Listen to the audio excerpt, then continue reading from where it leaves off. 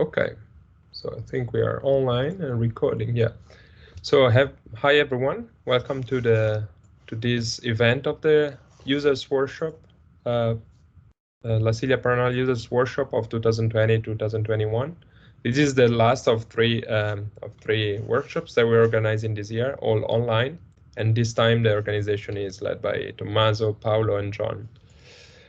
So what did we do in this year? We actually decided to divide the users workshop that was done in the past every couple of years to present how observations and data exploitation of ESO telescopes is done.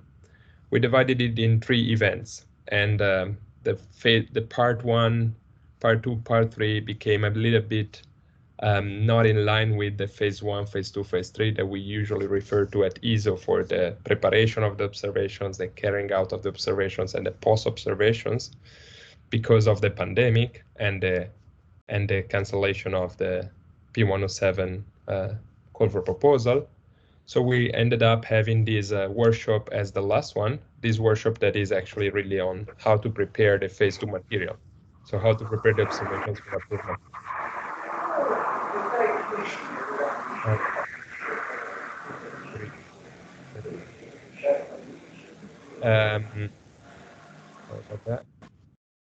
And so the idea of these online workshops is really to give a full span of how to deal with observations at the Lasilia and Paranal observatories, and to give a legacy of information on how to approach the observations with these instruments also in the futures.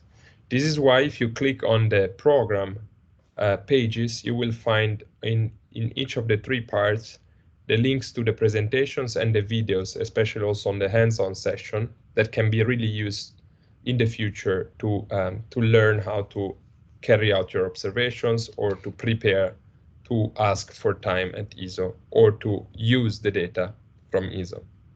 So if you look on the program page, also this workshop, at the bottom of it, you will find also the link to the previous two parts of this 2020-2021 users workshop.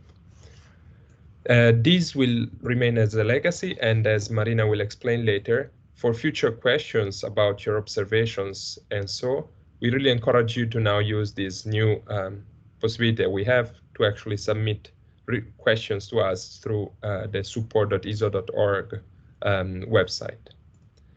So what are we going to do today and next week? So this part 3, really, which is about setting up the observations, is composed of 2-3 events. So the first one is today, what we are starting now, where we'll have a general overview of the phase 2 process from Marina and other colleagues who will also describe the tools that can be used to carry out to prepare the observations at the Very Large Telescope or Lasilia. Next week, we'll have 2 hands-on sessions that will show how one can prepare the phase 2 material with 2 different instruments, MUSE and OCI, and we chose the 2 time frames also to help people in Australia and Chile to actually take part of either of these hands-on sessions. They will be very much similar, only applicable to different instruments, so we encourage you to take part of one of the 2.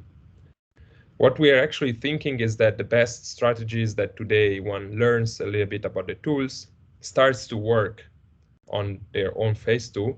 Next week in the phase 2, in the hands-on session, learns more, and if needed, one can then ask for a one-to-one session with an expert from the user support department about the instruments they got time on.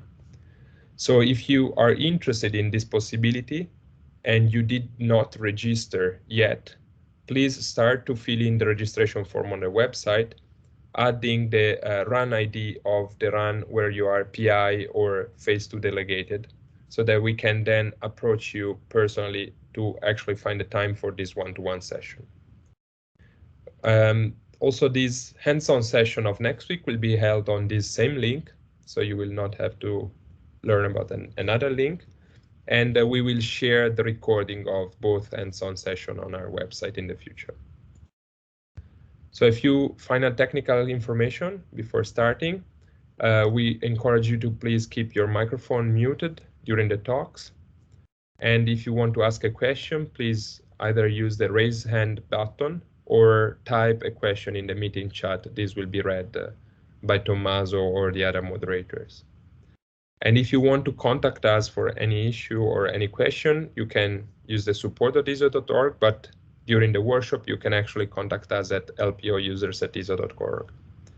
And we wanted to remind you that we have a code of conduct, which describes how we could interact with each other during this workshop. And we want to remind that we are actually recording the meeting. And so please note that. And if you are not, if you don't agree with the recording, we are sorry. We have to ask to leave, and you can watch the recording probably later on. So with this, it's all. I leave it to Tommaso and Marina. Leave it to Tommaso, I think. Thank you. Thank you, Carlo, and good morning, good afternoon, good evening to everyone, and welcome to, as Carlo said, to the part 3 of the Lesson that are now using this workshop. So my name is Tommaso Marchetti. I'm a research fellow at ISO, and today I will be chairing the event. So the next talk will be by Marina, who's the head of the user support department at ISO, and she will present the phase 2 process, policies, and recent news. And so one last thing is that there is there will be a dedicated Q&A session in 1 hour and a half from now, more or less. But if you have questions at any time, you can either raise your hand or write it, as Carlo said, in the chat. And then there will be also some time after the talks to ask the question directly to the speaker. Thank you. Okay, thanks a lot. Thanks, Tommaso. Thank you, Carlo and John and Paolo, for the organization. So as we have seen today is about the phase 2 process, and before starting to talk actually about the phase 2 process, describing some of the policies and recent news, I wanted to give you a bit of an update of the observatory status. So here we can see the evolution of operations and actually pandemic in Chile. So the blue line, blue curve, well, red curve on top of the blue histograms is the 7-day incidence of the COVID-19 infections in Chile. For reference here, there are lines that indicate 7-day incidence per 100,000 inhabitants that is usually reported in Europe. So here is mark of 100, and here's the mark of about 300. And then we have a certain checkpoints that show the status of the observatory, first with a shutdown at the very beginning of the infection of the pandemic, when it was very unclear what was going on, and was quite a lot of uncertainty. And then very shortly after the shutdown, actually, the observatory started preparing plans for ramp up, which have been initiated when the incidence rate was of the order of 100, more or less. And they led first to minimal operations and then ramp up towards the restricted operations. Restricted operations means almost everything is operational as much as possible, but with staffing on the observatory sites that is of the order about 1/3 of that of the normal staffing, which means that some of the troubleshooting and technical activities may not be possible. Focus throughout the past year and this year is very strongly on science operations and delivering science data to the users. We are, since March, we have been going up and down. As a matter of fact, after having had restricted operation and having been in operation with all the telescopes, we had to start shutting down again because of the very high incidence rates in Chile, and not only the incidence rates, but also the availability of intensive care units is one of the very important factors that weighs into the decisions on whether to operate or not and with how many people. The staffing on Paranal, La Silla, Apex, also Nalma is really, decisions are taken very frequently. There are regular gate reviews almost every 2 weeks, or now actually every 10 days. And staff is traveling to the observatory sites, everybody in the same shifts, with a chartered transport, planes, buses, etc., and including everybody, you know, from logistics, cleaning, cooking, energy providing staff, I mean, engineers, astronomers, so everything really in a kind of bubbles that people that are all together. There have been also some cases of infections on site, but fortunately it has always been very contained and very early found out, and there are very strong measures that prevent spread of the infection. So we have been, as you can see, managing to continue operating without closing the sites, and this is how it is now. So currently in operations are on Paranal, we are in so-called minimal operations, meaning that not all the telescopes are operational. We are using 3 to 4 UTs or VLTI with UTs. Survey telescopes are not operational, and the VLTI with ATs is not operational. On La Silla, NTT is operational since last Friday. 3.6 was returned back into operations. Apex is managing to have operations with some also additional remote access. It's of course no surprise that pandemic and restricted staffing that we had has affected ability to keep all the equipment fully maintained and fully in the best conditions. And in some cases, we also had to postpone recommissioning. In particular, Hawkeye, when the recommissioning has been attempted at the end of December and then in January and then again in February, due to contamination that was found in the entrance window and then later in the filters, resulted in the decision that this is a major intervention is needed to open the instrument, to clean up, to understand where the problems were coming. And this kept being postponed, as was postponed the Vizier move to UT2 and recommissioning, simply because there was not enough staff, specialized staff with knowledge and who could do that in parallel with operations. CAMOS, one of the arms got stuck inside the focal plane. Adjacent arms that could collide with it and cause braking had to be parked.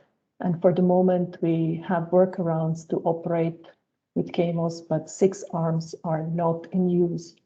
Omega Cam came up with one of the CCDs that was not operational. Some attempts were made to recover it, but so far, again, due to other priorities to keep operational systems active, this has not yet been done, but there is it's scheduled to happen in the next weeks.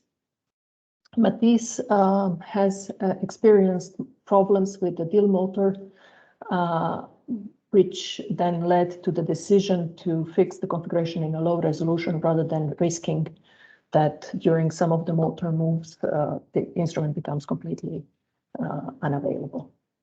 So this has to be taken into account, although, as we could see from the previous slide, that the pandemic numbers are going down, and our hope is that as the summer season in October, November comes to the Southern Hemisphere, the pandemic numbers keep on going down, and then we can ramp up back again with more people and everything starts to be available again. In any case, the plans are there in place now to add Hawkeye and Vizier back to operations. Okay, so let me go back to phase 2. We are now with the release of the web letters in the part of the cycle where preparation for the observations needs to be done. The deadline is on the 12th of August. This leaves time for review of all the submitted material, optimizations and iteration with the users, and in order to make sure that everything is ready for the start of the observing period, which is on the 1st of October. Resources for the preparation of the phase 2 material are available from the instrument web pages, various user manual, template manual, calibration plan, and for specific tools also. Observation preparation software, primary one is P2, that needs to be used by everybody to prepare the OBs, and we'll hear more about it from Giacomo in a moment. And then there are some instruments, Force that uses FIMS, Camus that uses Karma, and Planes that uses FPOS. And the OpsPrep is more generic software that Monica will describe later. We have the P2FC, the tool that automatically creates the finding charts, and of course ETCs. Further information and guidelines step-by-step also process for the phase 2 is available from the phase 2 web pages. And in case you cannot find some information or you need additional information, of course, please do not hesitate to contact us through support.esavator.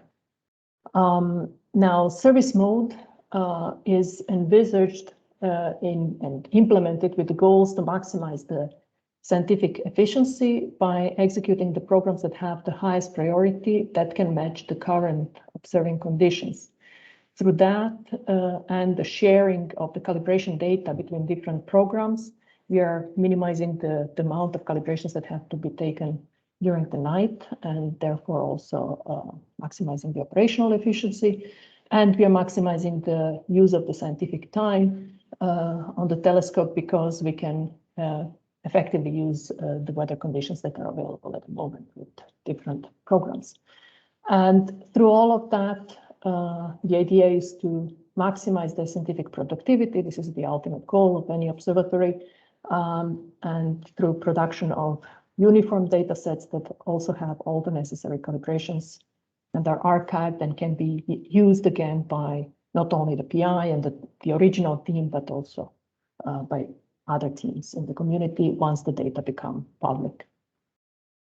When this is all achieved through the service mode scheduling, and which is based on the flexible scheduling, where the operator decides what observations, which OBs will be taken within the next hour, couple of hours, or sometimes if the weather changes very rapidly, maybe even minutes from the previous observation. So there are possibilities to very quickly change the decisions.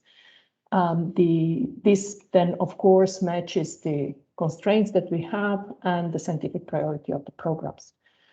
Time-critical windows in the observations may increase the priority of the program, because if the window is about to expire, of course, this is the last chance to observe the certain observation. But if we have many different programs that require time-critical observations, we will still follow the scientific priority between them.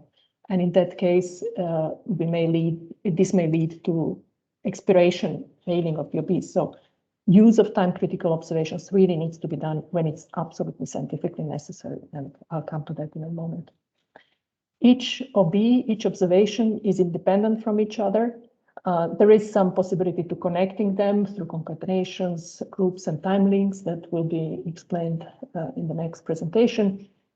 But the complex linking between the OBs and real-time decisions, if this turns out to be like that, then we'll take the next observation like that, etc. This is really what belongs to the visitor mode, and we do encourage you to really think and use the possibility of visitor mode or designated visitor mode actually currently, since there is no travels to Chile, and have the observations then carried out with direct contact with the observers. Now, phase 2 policies that apply to both to visitor mode and some only to service mode. So the one that applies to both service and visitor mode is that what is requested in phase 1, what is written in the proposal, is binding for the phase 2, is binding for the execution. That means that targets and setups are binding, and the constraints are binding. So constraints, observing constraints that have been requested, and the targets that have been requested have been taken into account for scheduling of the telescope.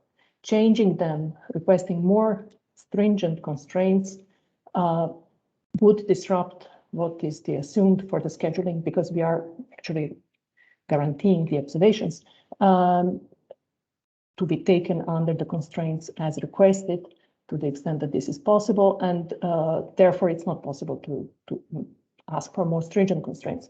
It is possible to consider relaxing them, but of course this should be done with caution in order not to compromise the science of the observations of the program.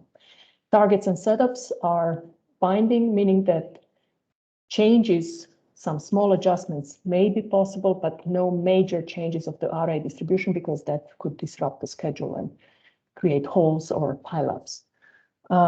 Service mode observations are up to 1 hour long. This is a rule that sometimes users come back asking us to make it more efficient by combining observations, but making the OBs longer. But please be aware that when we schedule, we have to foresee how the weather will evolve for the next hour. And the more stringent the constraints, the more difficult to guarantee that stable conditions will remain. So making the observations longer may not be more efficient, may be actually wasting telescope time.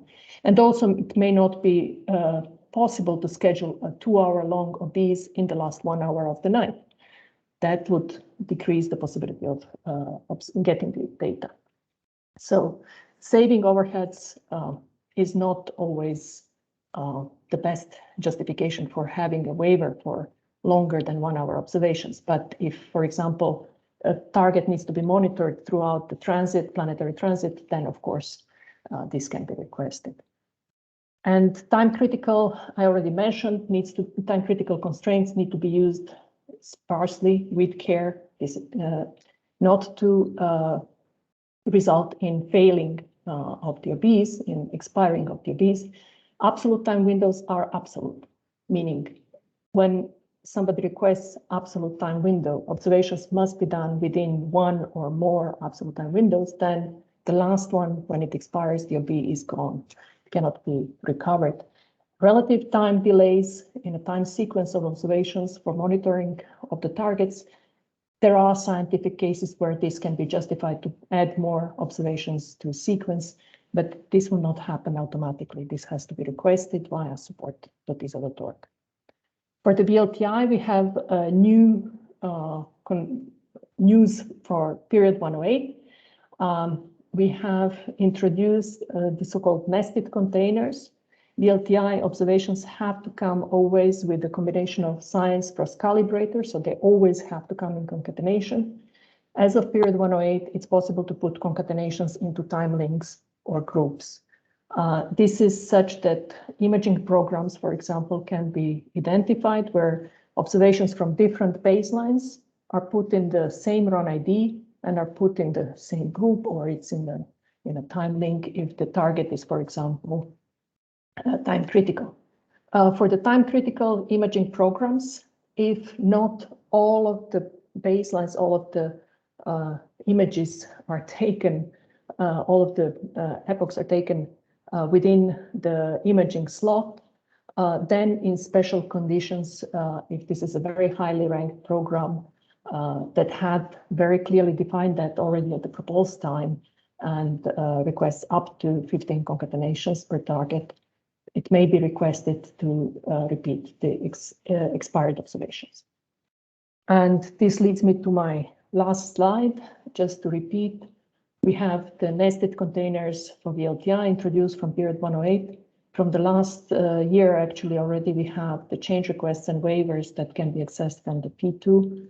directly, and since a month, so it's actually since 2 weeks, we have a new help desk on the web, and the usdhelp@isola.org email has been decommissioned, and we invite you to please contact us through the web portal. And with that, I will stop and invite you for questions.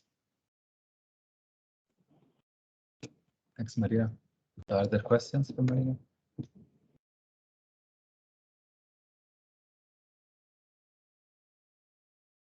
Yeah, there's one from Stuart. You can unmute yourself. Thank you, Marina. So can you just confirm, you indicated that currently there are normally 3 and possibly even all 4 UTs in operation on any given night on Paranal under this restricted mode? Yeah, that is since, I mean, it's really, the changes are happening almost every 2 weeks. In April, in March, we started going from having everything operational towards 2 UTs, 3 UTs. Then at some point now we added all 4. Then we went back to 2. Now we are back to 4. So, and I'm hoping I mean, at least the numbers look good that we might be opening more. But of course, this has to be done gradually with caution. So yeah, okay, thanks. At the moment, and even when we had just 2 UTs, we were trying to always, I mean, all the instruments were cooled down and operational, ready for operations. We were just assigning, depending on the expertise of people who knew how to operate different instruments, and also depending on the priorities and pressure on the programs. Sometimes even people from Santiago connecting from home and trying to advise less expert observer, because this is also one of the difficulties.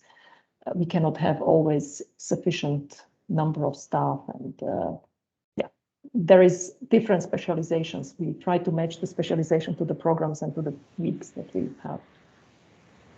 Right, thank you. So if there are no further questions, we can move to the next talk, and then we can always have more questions in the QA session later on.